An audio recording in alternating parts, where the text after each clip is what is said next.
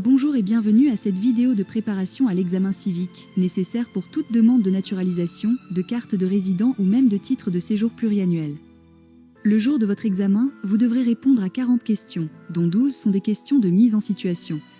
Aujourd'hui, nous abordons la partie QCM de mise en situation avec cette simulation d'entraînement. Pour chaque question, nous vous proposons la réponse correcte, accompagnée d'une explication concise.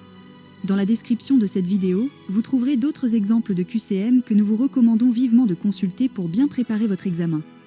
N'oubliez pas de vous abonner et de poser vos questions dans les commentaires. Passons maintenant à des exemples probables de mise en situation. Un maire demande à une agent contractuel de retirer un petit signe religieux visible au travail. L'agent conteste cette injonction. La demande du maire est-elle légale? A. Oui, car la laïcité impose une neutralité religieuse totale à tout agent public. B. Oui, car le maire a un pouvoir discrétionnaire pour fixer les règles dans sa mairie. C. Non, car la liberté de conscience interdit toute restriction sur le port de signes religieux discrets. D. Cela dépend du statut de l'agent et de la nature de son contact avec le public.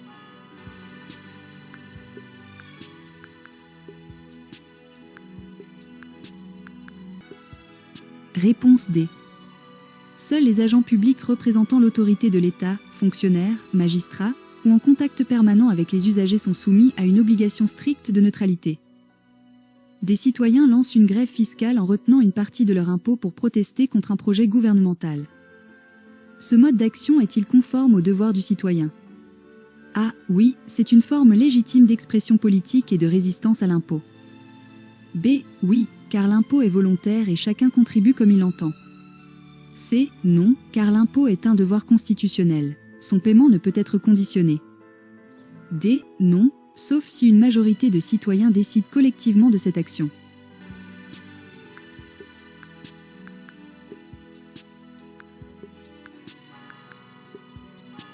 Réponse C. Le devoir de contribuer aux charges publiques par l'impôt est obligatoire et inconditionnel. Le refus de payer est un délit fiscal. Un recruteur évoque la non-adéquation d'un candidat avec une équipe très homogène pour justifier un refus. Ce propos relève-t-il d'une discrimination? A. Non, c'est une appréciation subjective et légale de l'ambiance de travail. B. Oui, cela constitue une discrimination indirecte fondée sur l'origine. C. Seulement si le candidat peut prouver que son origine était le seul motif. D. Non, car la discrimination n'existe que si le motif est explicitement formulé.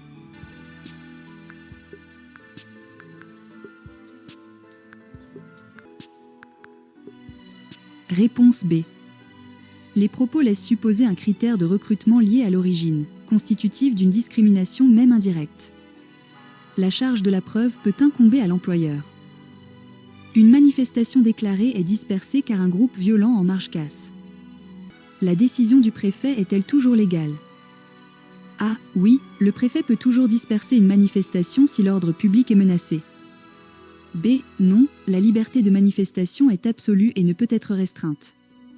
C. Oui, mais seulement si le cortège principal refuse de se dissocier des casseurs. D. Non, seuls les auteurs des violences peuvent être visés par des mesures individuelles.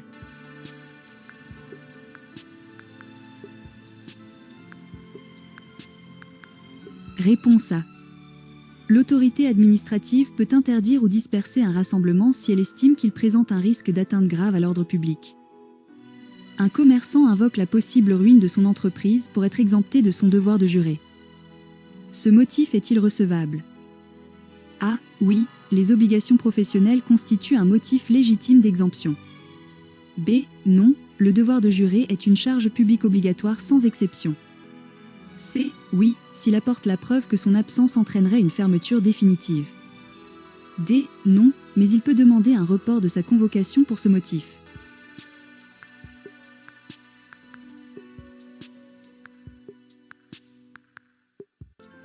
Réponse D.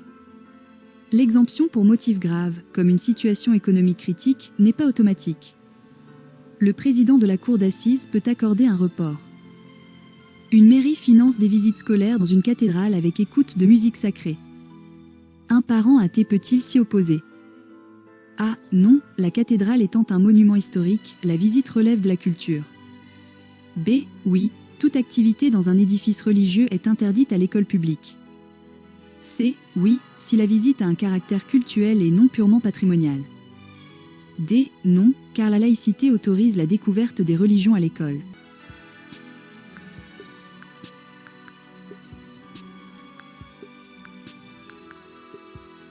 Réponse C. La laïcité n'interdit pas les activités à visée pédagogique et culturelle, mais exclut tout acte de nature prosélyte ou participant à un culte. Un étranger naturalisé français est surpris de recevoir une convocation pour la JDC. Ce devoir s'applique-t-il à lui? A. Non, la JDC ne concerne que les jeunes Français de naissance. B. Oui, tous les citoyens français ont des devoirs, dont celui de concourir à la défense. C. Non, les naturalisés sont exemptés de tous les devoirs militaires. D. Oui, mais seulement s'il a moins de 25 ans au moment de sa naturalisation.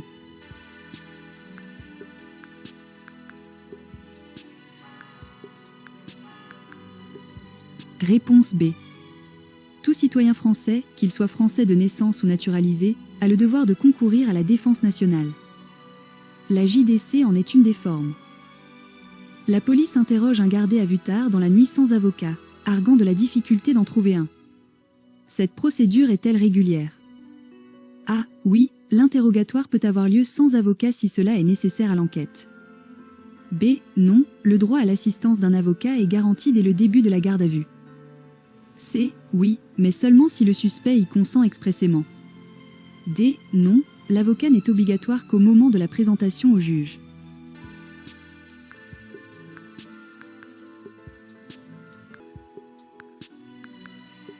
Réponse B.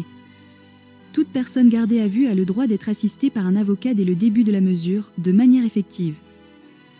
Une association promouvant l'autonomie culturelle corse peut-elle recevoir une subvention publique?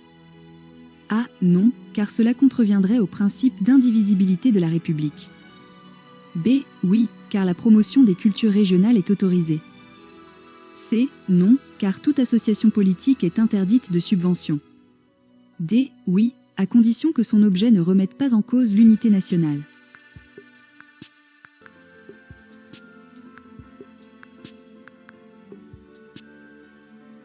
Réponse D. Le principe d'indivisibilité n'interdit pas la promotion des cultures régionales, mais s'oppose à tout financement d'activités séparatistes. Une femme découvre qu'un collègue masculin est mieux payé pour le même poste. Qui doit prouver l'absence de discrimination? A. La salariée, qui doit prouver l'intention discriminatoire de l'employeur. B. L'employeur, dès que la salariée présente des éléments laissant supposer une discrimination. C. L'inspecteur du travail, saisi par la salariée.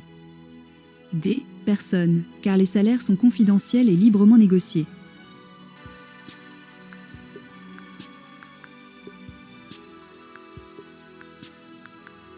Réponse B.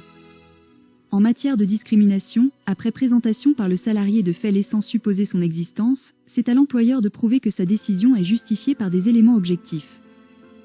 Un pacifiste refuse tout uniforme si un service national est rétabli. La France reconnaît-elle le statut d'objecteur de conscience? A. Non, le devoir de défense est absolu et ne souffre aucune exception.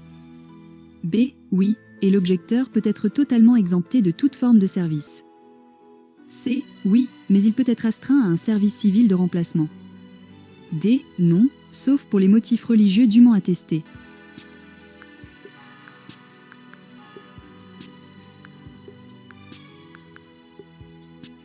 Réponse C. Le statut d'objecteur de conscience est reconnu, mais il n'exempte pas du devoir de défense. Il ouvre droit à un service civil alternatif. Un magazine publie des photos volées d'un ministre dans son jardin privé. Le ministre peut-il agir? A. Non, car sa vie privée est réduite du fait de sa fonction. B. Oui, pour atteinte à son droit au respect de la vie privée.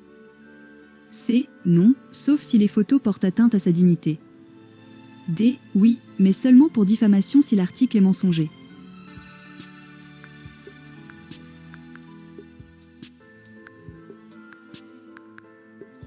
Réponse B. Toute personne, y compris un homme public, a droit au respect de sa vie privée.